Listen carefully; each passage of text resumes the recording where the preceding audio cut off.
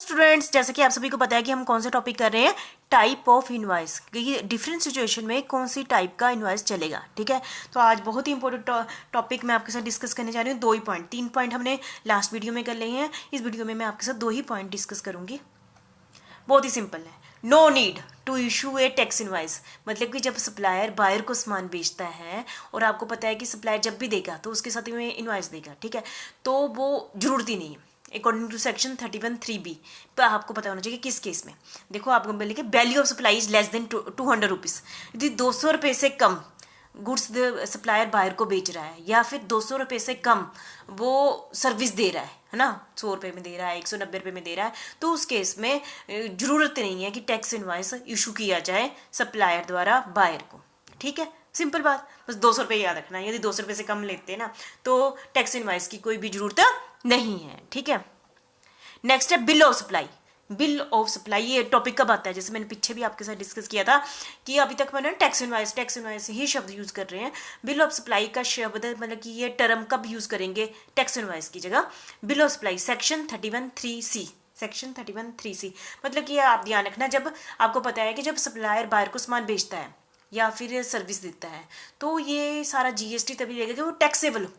जिस गवर्नमेंट ने लिस्ट निकाली होती है ना कि ये टैक्सेबल सर्विस है, ये टैक्सेबल गुड्स है, ये ऐसी भी गुड्स है जिस पर टैक्स नहीं लगेगा, ऐसी भी सर्विस है जिस पर टैक्स नहीं लगेगा, एग्जम्प्टेड, उसको हम क्या कहते हैं, एग्जम्प्टेड गुड्स या फिर एग्जम्प्टेड सर्विस कहते हैं। यदि सप्लायर बायर को ऐसे एग्जम्प्टेड गुड्स बेच रहा है, यदि सप्लायर बायर को एग्जम्प्टेड सर्विस दे रहा है, तो उस केस में जो भी सप्लायर इनवाइस देता है उसको हम टैक्स इनवाइस बोलने की जगह क्या कहते हैं, बिल ऑफ सप्लाई कहते हैं। उसको हम क्या कहते हैं, बिल ऑफ सप्लाई। समझ गए, जब सप्लायर बायर को वो सामान बेच रहा है जो एग्जम्प्टेड, जिस पर टैक्स नहीं लगना है, जिस पर टैक्स नहीं लगना है, पर डॉक्यूमेंट तो देना ही है ना, तो उस डॉक्यूमेंट को हम क्या कहेंगे, जो सप्लायर बायर को जो डॉक्यूमेंट देता है उसको हम बिल ऑफ सप्लाई कहते हैं। उसको हम क्या कहते हैं, बिल ऑफ सप्लाई कहते हैं, सेक्शन 31(3)(c।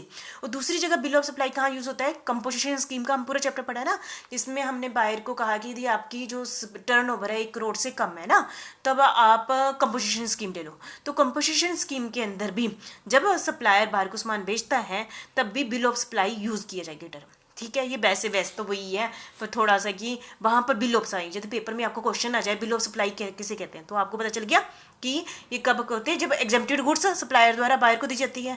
दूसरी, जब कंपोजिशन स्कीम के अंदर हम जब सप्लायर बायर को सामान बेचता है तब उसको बिल ऑफ सप्लाई यूज करेगा। टैक्स इनवाइस की जगह टर्म क्या यूज करेगा, बिल ऑफ सप्लाई। ठीक है, in case of exempted supply और in case of tax is paid under section 10। Under section 10 का मतलब क्या है, कंपोजिशन स्कीम। ठीक है, अब तो मैं बार बार बोल रही हूँ तो आपको क्लियर हो ही गया होगा।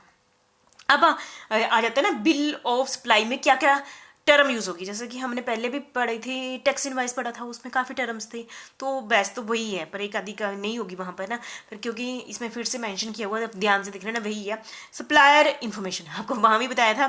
ठीक है, बिल ऑफ सप्लाई, वहाँ पर टैक्स इनवाइस शब्द बोला था, यहाँ मैं बिल ऑफ सप्लाई में क्या होना चाहिए, नाम, address, GSTIN number of the supplier, supplier information. GST तो होगा ना उसका, GSTS थोड़ी कि वो हो सकता है कि GSTIN नंबर तो है उसका, लेकिन वो वाली गुड्स बेच रहा है जिस पर टैक्स नहीं लगना है। ठीक है, सीरियल नंबर के अंदर जैसे हर बिल ऑफ सप्लाई का भी क्या होगा, सीरियल नंबर होगा, जिसमें हो सकता है कि अल्फ़ाबेट्स हो, न्यूमेरिकल नंबर हो, स्पेशल कैरेक्टर हो। ठीक है, उसमें सीरियल नंबर मेंशन किया होगा।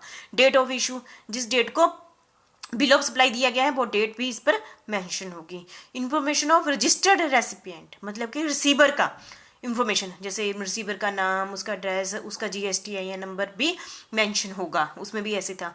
कोड ऑफ गुड्स और सर्विसेज का, काफ़ी गुड्स को जिस कोड दिया जाता है ना, HSN नंबर दिया जाता है, HSN कोड दिया जाता है, वो भी इस पर, मैं टैक्स इनवाइस नहीं बोलूँगी, मैं क्या बोलूँगी, बिल ऑफ सप्लाई पर मेंशन हुआ होगा। Description of goods and services, bill of supply पर किसके बारे में डिटेल में बताया होगा, गुड्स और सर्विसेज जो सप्लायर द्वारा बायर को दी जाती है। वैल्यू ऑफ सप्लाई, किस वैल्यू पर सर्विस दी गई है, किस वैल्यू पर गुड्स दी गई है, ये भी बिल ऑफ सप्लाई पर मेंशन किया होगा। ठीक है, नेक्स्ट मैं आपको पता ही है लास्ट में क्या होता है, सिग्नेचर, सप्लायर के सिग्नेचर होते हैं, क्योंकि ये बनाता कौन है, सप्लायर बनाता है, तो सप्लायर के सिग्नेचर होंगे। यदि सप्लायर तो बाय हैंड दे रहा है, सिग्नेचर होंगे। यदि ऑनलाइन हो रहा है, जैसे ऑनलाइन भी ट्रेडिंग होती है ना, तो उसमें डिजिटल सिग्नेचर कर दिए जाएंगे, किसके द्वारा, सप्लायर के द्वारा। ठीक है, क्लियर है। दूसरा इसी के अंदर no bill of supply issue, है ना, ये तो मैंने आपको बता दिया। यदि सप्लायर ने बायर को, नहीं नहीं, ये थोड़ा बिल ऑफ सप्लाई, वहाँ पर तो मैंने टैक्स इनवाइस की बात की थी ना सेक्शन 31(3)(b) में कि टैक्स इनवाइस इशू नहीं किया जाएगा यदि यदि वैल्यू कितनी है, 200 रुपये से कम है। तो यहाँ भी ऐसे कहा गया है, बिल ऑफ सप्लाई नहीं इशू किया जाएगा यदि वैल्यू ऑफ सप्लाई क्या है इन दोनों केसेस में, किसमें, एग्जेम्प्टेड गुड्स के केस में और कंपोजिशन स्कीम में।